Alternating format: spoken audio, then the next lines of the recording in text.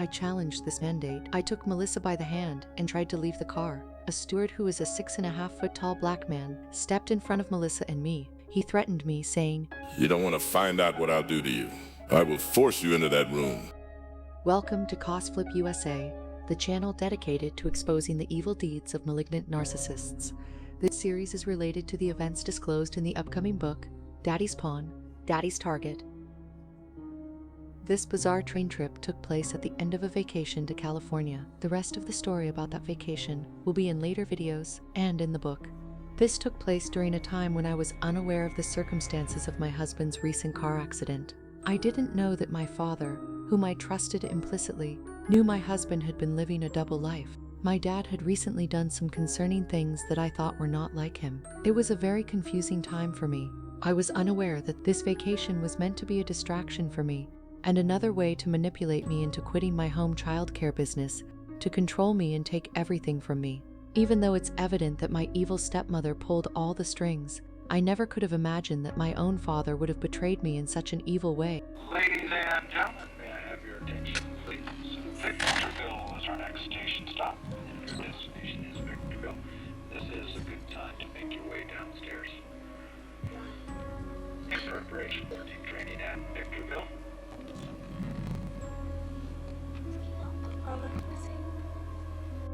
I was considering all of the lies which were adding up. My dad decided he would try to prove to me that he would keep his word and pay me by giving us a vacation to Disneyland.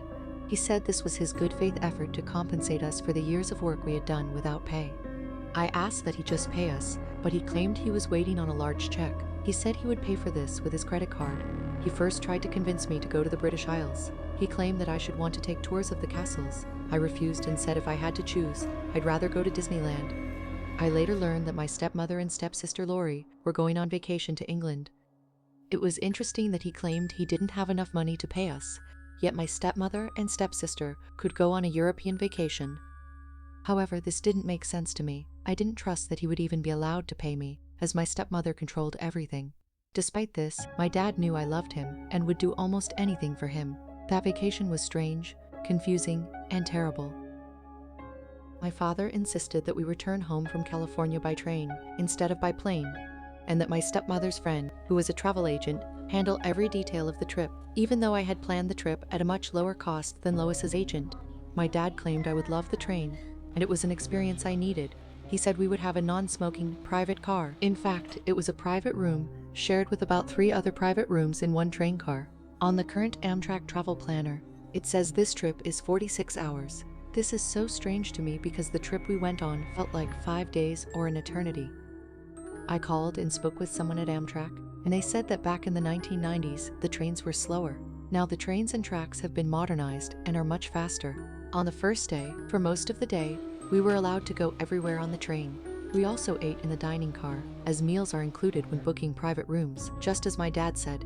I remember this, as meals were not included in any other part of this vacation.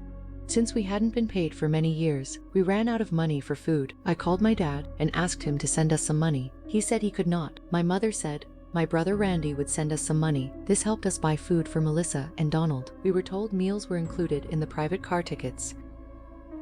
The next day, suddenly, everything changed. On the second day on this train, the air in the train car had thick cigarette smoke. My daughter and I alone were held captive in the private bedroom, which was filled with so much cigarette smoke we could barely see or breathe. I asked a female steward about this smoke, stating that our car was booked as a non-smoking car. The steward gaslit us for hours, claiming she didn't see or smell the smoke. Then she claimed that all private cars were smoking cars, and non-smoking was only in the coach section. We were also told that Melissa and I could no longer eat in the dining car. They lied and said meals were not included at all. Yet we had breakfast in the dining car that very morning. Also, eating in private rooms was not allowed, so I couldn't purchase food for Melissa. Thankfully, I'd packed granola bars and water bottles for Melissa. This was all she had to eat. She had to be stealth while eating. I was used to going without food. Donald was allowed to roam freely around the train, and he ate in the dining car. He claimed there was nothing he could do to help me, or even Melissa. He refused to try to bring her food. I couldn't believe what the stewards were doing to Melissa and me. I challenged this mandate. I took Melissa by the hand and tried to leave the car. A steward who was a 6.5-foot tall black man stepped in front of Melissa and me. He threatened me, saying, You don't want to find out what I'll do to you. I will force you into that room. Get back in your room now. You cannot leave. You don't have tickets with the dining car included, so don't try to go eat in the dining car. I'll be back to check and make sure you are staying in. A female steward took over. As we were being forced back to the room, I noticed the 2 rooms next to ours only had curtains and not closed doors. I asked the steward about it. She said, "You cannot look in there." I flung one curtain open, and inside the room, there were no people, no one. We looked carefully and observed more than 10 ashtrays, each with multiple lit cigarettes just left there burning. I flung open the next curtain, and we saw the same thing, more than 10 ashtrays, each with multiple lit cigarettes burning. I said, "No wonder there is so much smoke. What on earth are you guys trying to do to us? You're all evil." The steward stuttered as she claimed there had been people in those rooms, and they just stepped out to go to the dining car. There was no sign that any people were staying in those rooms, and we hadn't heard or seen anyone except the steward. No luggage, nothing but at least 10 ashtrays with at least 10 lit cigarettes in each ashtray. This was at least 100 lit cigarettes in each room. My father insisted that he was paying for an entire train car. When we got there, we were told our tickets were only for one room in the car. I thought I must have misunderstood my dad, or that he misunderstood what type of rooms were in the car. I started to realize that my dad did pay for the entire car. No one else was in that car except the stewards and me, my daughter, and Donald. It didn't make sense that my stepmother would pay for an entire car just to torment me and my daughter, unless you knew about how people use trauma-based mind control. When my dad came to Christ, she said she'd done the same. However, a few years after this, I found she was still involved with Ouija boards. She was very angry when I found it hidden in the linen closet. I'd long suspected that she was involved in witchcraft. It's her deeds which lead me to believe this. My stepmother knew my daughter had severe migraines just like my father. These migraines were triggered by a lack of sleep and cigarette smoke. Instinctively, I knew not to scream for help in this situation. I'd observed enough strange behavior from my father ever since Donald's car accident. I'd experienced threats from Donald throughout many years. I knew they were trying to get a reaction out of me. I knew at that point that they were trying to remove me from being there to protect Melissa. Unfortunately, I was right, and they, meaning my evil family, would stop at nothing until they got their way. It didn't happen on that train though, as they must have planned. Melissa and I were miserable. On the last evening, the conductor announced over the speakers that the train would be going through the Moffat Tunnel. He suggested that people close suitcases because soot tends to get into everything. He also suggested that people go to the observation room. Melissa and I took this opportunity to run out and go to the observation room. We closed our suitcases to try to keep soot out. As we left, the female steward couldn't stop us as other people were there to witness. Amazingly, when we got back to our room, most of the smoke was gone. The trip was finally coming to an end, and they most likely knew I was going to get evidence on whoever was lighting and leaving hundreds of cigarettes unattended on the train in 2 empty rooms. The suitcases I'd closed securely to keep soot out were wide open. Everything in the suitcases was completely covered in black soot, and the videotape of evidence showing the stewards forcing me and Melissa to stay in the room was missing. This violation of privacy and theft made me very upset, but I dared not react. Donald gaslit me about it, pretending it was nothing, and said, "Maybe you should yell and make a big scene about it, Julie." Someone was desperately trying to get a huge reaction from me. I knew this is what they wanted, so I stayed calm and refused to give them what they wanted. I had no inkling of the bizarre things I would witness in my own home, or the things that were going on behind my back, which would be disclosed to me only a year later. At this time, I knew he was once again playing a sick kind of game, but I had never seen the movie Gaslight. I had no idea that Donald and my evil family were all planning much more for me and Melissa. Melissa celebrated the end of that nightmare of a train experience. Who would scheme against an 8-year-old child like this? The same people who were so jealous that they plotted to take away everything from this child. They took her ballet, her horseback riding, her singing and speech meet competitions, her school and friends, then her home, mother, and even her dogs. The final blow, they took her safety.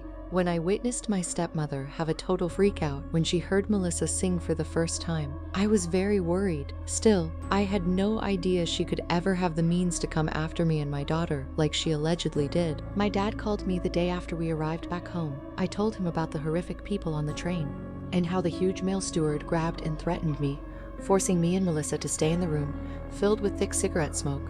He acted like he was shocked. He said that it must have been Lois and her friend who planned this. He said Lois's travel agent friend was wicked. He apologized and said he would look into it, and claimed he would complain and even sue Amtrak on my behalf. Yet, he never spoke of it again. He never brought up the train trip, and he gaslit and deflected every time I asked him about suing Amtrak, just as he deflected when I asked him about his promise to help me get away from Donald. At the time this happened, my sister was the only one who had threatened me and said Donald would help her come after me. It looked more and more like she, Donald, and my stepmother could be acting together somehow. My dad said it had to be my stepmother, yet this just seemed way too crazy, even for them. They must have feared that I would get fed up with all the lies and gaslighting, so they prepared for it in advance. I knew nothing about my husband's involvement with his stripper film partner, and the murder of a young child about a mile from our home hadn't happened yet. I knew nothing of trauma-based mind control at that time.